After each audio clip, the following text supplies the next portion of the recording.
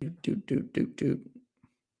In today's episode, we are going over how to modify exercises around pain. Let's get rolling. So I get this question a lot, and it's actually kind of a tough thing to navigate for most folks. So injuries derail training for all athletes, but anyone in the gym, particularly, because that's my specific niche. So I'll just talk about that a little bit more. So if you have a strength and conditioning program, if you're training for anything, you have some goals, right? So you're trying to work towards, let's say, being healthier, building muscle mass, getting stronger. A lot of good stuff occurs when we are training, right? And then what ends up happening is that when you get an injury, it kind of derails this progress. And that's really challenging for folks that really care about health and fitness and, sports. Chris Johnson's the first one who kind of told me this, and I say it all the time. When athletes get hurt, they have an identity crisis. Literally, their entire world kind of spins out of control, right? It's obviously not good. And I think the other thing from a global economic perspective is that healthy people are kind of expensive people. I think it's kind of our social responsibility to exercise and work out because if you do that, you're going to be a lot healthier. It's going to benefit society greatly. You're going to be less costly as a person, right? But we know this. There's stats about low back pain, all sorts of other injuries that once you get hurt, you stop exercising and then you become a bigger burden to society, right? So I think it makes sense. If people get hurt, right, from a strength and fitness perspective, we got to keep them exercising because if they stop, all kinds of bad things are going to happen, all right? So I think that if you do get hurt, you really should try to continue training as much as you possibly can, all right? The problem becomes, what can we continue pushing, right? Do we have to stop all of our exercise? Can we continue? Which movements are okay to push through? What should we not push through, right? It's a very nuanced topic. It's kind of funny because, if you've been training for long enough, you'll know that if you get hurt and if you push through an injury, a lot of times it gets better, right? And then sometimes you get hurt, if you push through that injury, it gets worse, right? So it's a little bit challenging to give kind of black and white answers of whether or not it's okay to push through injury because sometimes it gets better, sometimes it doesn't, okay? So in today's episode, I want to give you a few guidelines, right? So the questions we'll be answering is it okay to continue training after you have an injury, right? Second part is it okay to push through a little bit of pain? Am I going to hurt myself further if I push through pain, or is it going to be okay? The next one we're going to talk about is the pain monitoring model. Basically, a few systems you can use with your patients to figure out, is it okay to push through exercise? Am I pushing enough, right? Am I pushing too much? We can make some changes in our rehab plan based on this. And lastly, I'll just give you a real world example of how I would modify someone's training with knee pain, okay? Pretty simple. We'll keep it easy for you. So before we get going, I want to let you know about my Fitness Pain-Free Mini Course. If you really like what you're learning from me and you want to go that step further, I highly recommend that you just go and take this free online course. I'll leave a link in the show notes, right? You can check out my profile right now. I have a link for it too. How traditional schooling has failed us is the first lesson. I love PT school and they did a great job. Didn't prepare me to be an expert working in strength and fitness, right? And that's not PT school's fault, but we always need a little bit more knowledge to become an expert. Next one is 7 reasons why people get hurt in the gym. If we don't know why injuries occur in the first place, how the heck are we going to rehab and keep people safe for the long haul? No brainer, right? Next one, 4 simple steps to getting your clients out of pain and back in the gym. Keep it nice and simple for you. It doesn't have to be that complicated. How to earn the career of your dreams and earn the respect of your community. At the end of the day, I know that you guys listen to me because you want to be a better coach. You want to be a better clinician. But usually that underlying reason why you want to be a better coach and clinician is because you want to do a really good job with your patients. You want to earn the respect of the patients. You also want to earn the respect of your community, right? Local physical therapists, let's say CrossFit gyms locally, powerlifting gyms locally, and maybe internationally, right? You want to be known as a really good therapist to your communities. Teach you how to do that. Again, that link is in the show notes. You can check that out. Once you sign up for the mini course, you'll get access to a pre-sale list for my fitness pain-free certification. This is my largest and most comprehensive course that I offer. I'm not going to bore you with all the details, but I wanted to let you know about it, right? And if you're interested, then sign up for the fitness pain-free mini course and you'll automatically be enrolled in the pre-sale list for my certification. It opens up 4 times per year for 1 week enrollment period. Next one is coming up in, I think, 2 months from now. If you're interested, go ahead and sign up for the mini course and you'll be enrolled for the pre-sale list. And I'll give you some more information on that over the course of time. Okay, back to the subject at hand. If I'm hurt, if I have an injury, right, can I continue training? Well, I think that's a nuanced subject. In the past, I've kind of said, yes, you can definitely continue training. And I still think, yes, you should still continue training for sure when you have an injury. As physical therapists, we really have to be on the lookout for red flags because sometimes you have an injury that you can't train through. And it's really important that you understand that. Okay. So, what kind of red flags might you be on the lookout for? So, one good example are just fractures, right? I recently did a few videos on scaphoid fractures. If you have a patient that comes in with some wrist pain is super common in the gym, might end up being a scaphoid fracture or a lunate fracture. If you have a fracture, that's not something you train through, okay? It's something that if you suspect, you refer out to a medical provider, make sure they aren't fractured before continuing. Next one would be any sort of progressive neurological symptoms like loss of bowel and bladder, numbness, nystagmus, a bunch of issues that could be arising from, let's say, the spinal cord. So if you have a major neck injury, or if you have a major low back injury, we have to rule out these red flags before we say it's fine to go deadlift, okay? Because in a lot of cases, it's not fine to go deadlift, right? And these cases are few and far between, for sure. The last thing you want to have happen is a patient comes in, have a red flag, you miss it, and something really bad occurs, okay? Be on the lookout for that. Another example of red flag would be someone comes into your clinic after, let's say, a traumatic knee injury or traumatic shoulder injury. Let's say someone dislocates, right? And maybe that's a football player, a wrestler, a rugby player. And the problem with these folks is that we know that they have a high likelihood of redislocating over the course of time.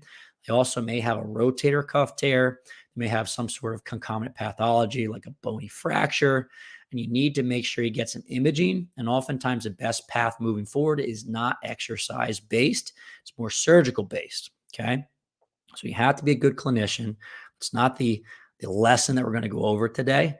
You have to know if someone's dealing with something that either requires a referral, right? Or just stopping physical therapy.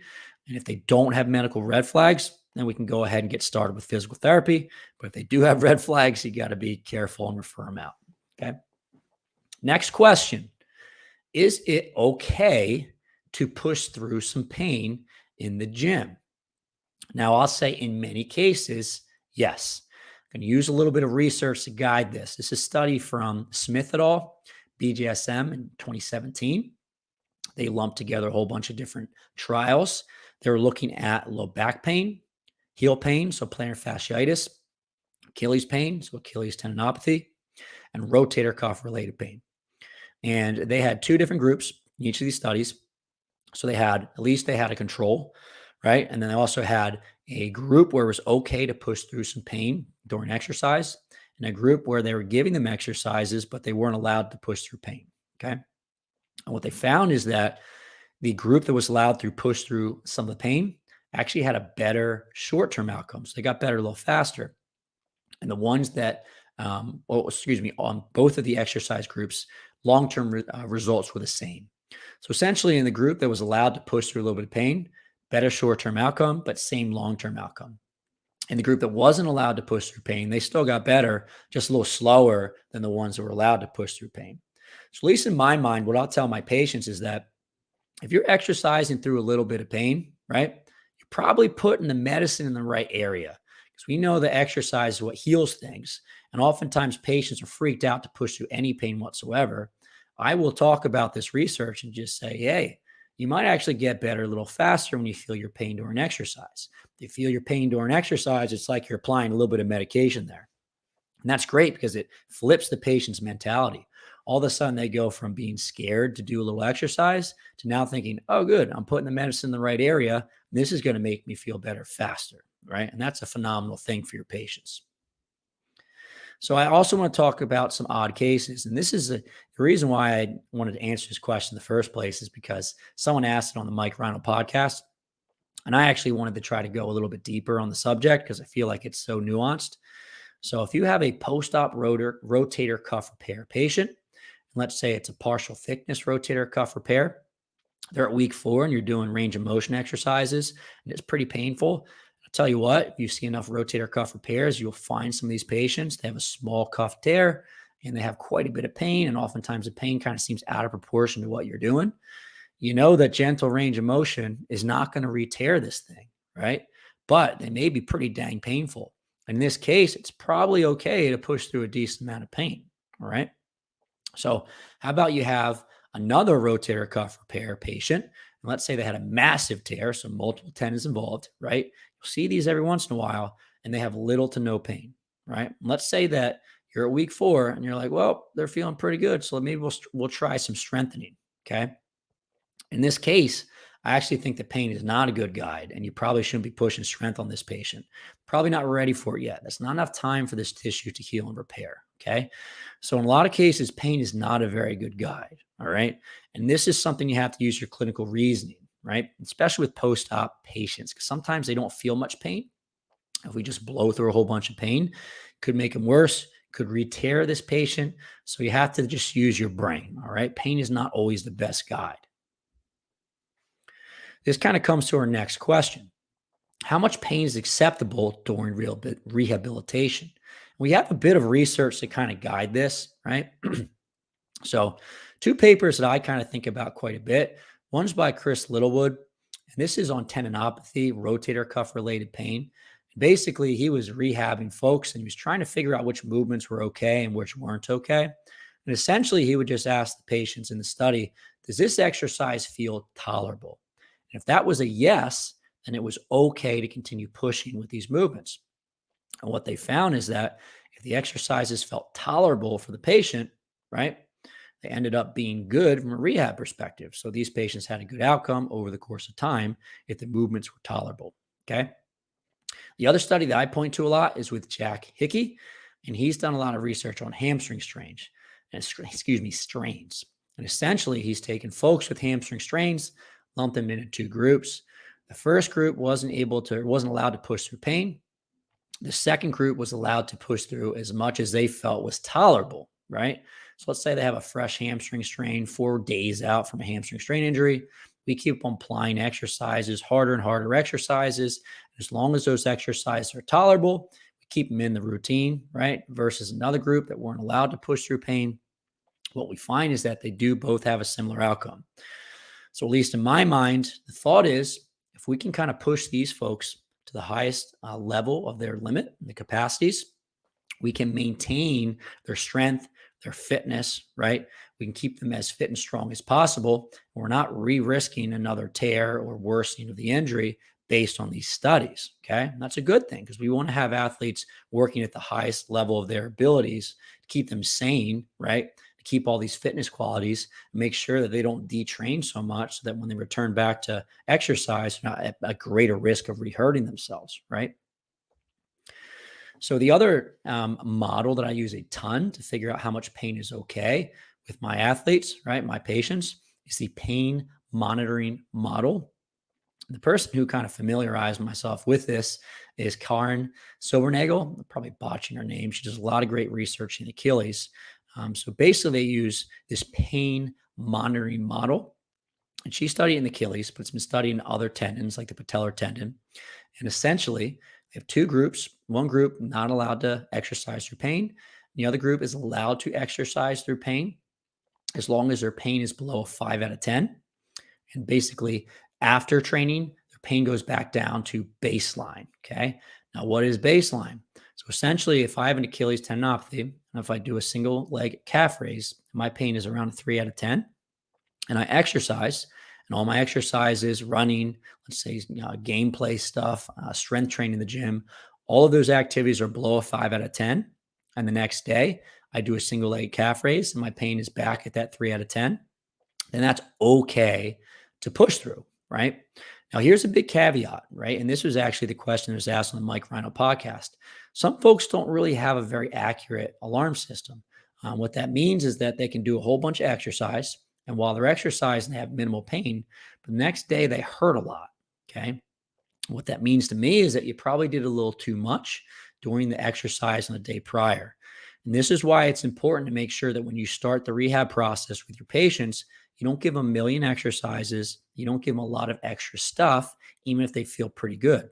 The reason why is because you don't know what they're going to feel like the next day. And oftentimes patients will tell you in the initial evaluation, I tend not to hurt while I'm exercising, but I will hurt the next day. And in these folks, you have to be a little extra cautious in what exercise you give them because they may feel great while they're exercising, but the next day they feel god awful. And then you have to go back to the drawing board a little bit and start taking away some of that stress until they can tolerate their training sessions and they feel back to their baseline the next day. Okay. This is a great model that works really well for patients. So this next piece of information comes from the Journal of Pain-Free Fitness, which is a journal that I completely made up. But this is based on my own experience. So essentially speaking, I think pain is a lot like losing weight, right? So if you're to look at the scale every single day when you're trying to lose weight, you're going to be frustrated because your weight's going to go up and down, right? Day by day, right? Even hour by hour. You may weigh something a little bit different in the morning versus the evening, right? You eat food throughout the course of the day, drink water, right? Better way to go about it is how do you basically weigh yourself once a week, every other week, once a month, and then make the determination of whether or not you're progressing. Okay. I think pain is very similar, right? Particularly in, let's say, low back pain. Low back pain is just one of those issues where your pain is just up and down all the time. Every single day, it's a little bit different, right? So if you're gauging your progress of how you're doing based on your pain levels from day to day, probably going to be a little bit frustrated, right? And sometimes people just get painful the next day and it's just happenstance, right?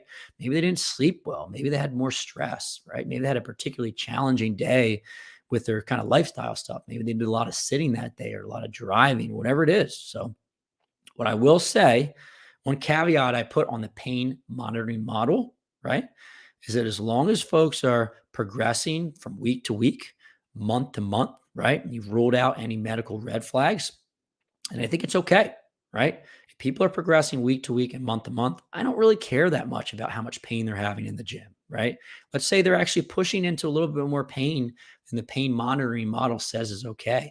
Maybe for some of their top sets, they're around a 5 or 6 out of 10. But what's happening is that over the course of time, they're improving, they're getting stronger, their pain levels are gradually going down. I don't care. They're getting better, right? We know that pain is kind of imperfect. It's not the best thing at telling us whether or not we're causing damage or not causing damage, right? So I think that as long as over the course of time we're progressing, good, you're doing things pretty well. Okay. So let's go over a case study. Let's say I have a patient that has, we'll call it patellofemoral pain, super common knee pain problem. Essentially, I will evaluate them, right? We'll diagnose it, patellofemoral pain, and I'm going to write an exercise program for them. But the patient also says, hey, I want to continue exercising. And I'm going to say, yep, I want you to continue exercising, right? We look at the training program. We basically make modifications to allow them to continue working towards their training goals without irritating the knee, respecting that healing area. Okay. Now, if you're watching this on Instagram, I apologize. I actually have an image here of someone's training program. If you're watching on YouTube, Facebook Live, you'll actually see it. I recommend you go check out the YouTubes if you're on Instagram a little bit later. But essentially, I have someone's day of training. Okay. I'll just read out the exercises for you. They're supposed to be doing front squats, calf raises, front rack reverse lunge, physio ball, lateral pillar holds with a press, dumbbell, single-legged deadlifts, as well as some dragon flags at the end. That's the training day. Okay. So essentially, we'll go through their training program that day and have a good idea of how their knee is behaving because I did an evaluation. I spoke to them a little bit. We tried some movements. I know how irritable that knee is, right? So the first exercise is supposed to be a front squat. I know that the front squat's probably not to go that well. I'll give them a modification that's similar that they can tolerate well, okay?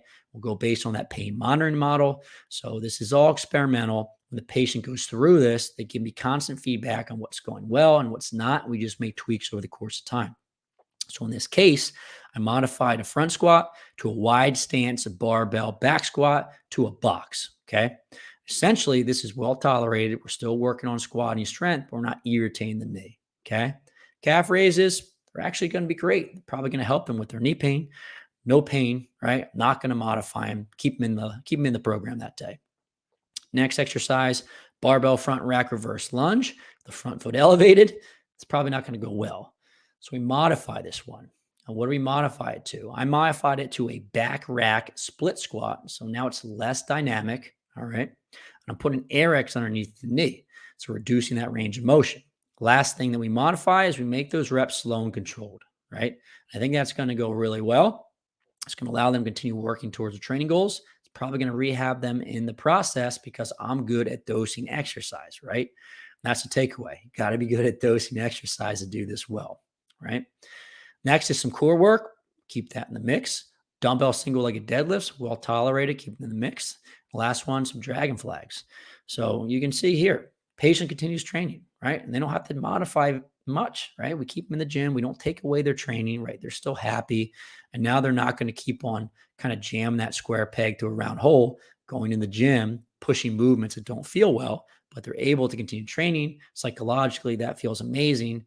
They're respecting the healing area. And if we modify appropriately, they're actually rehabilitating at the same exact time. So, it's a win-win situation.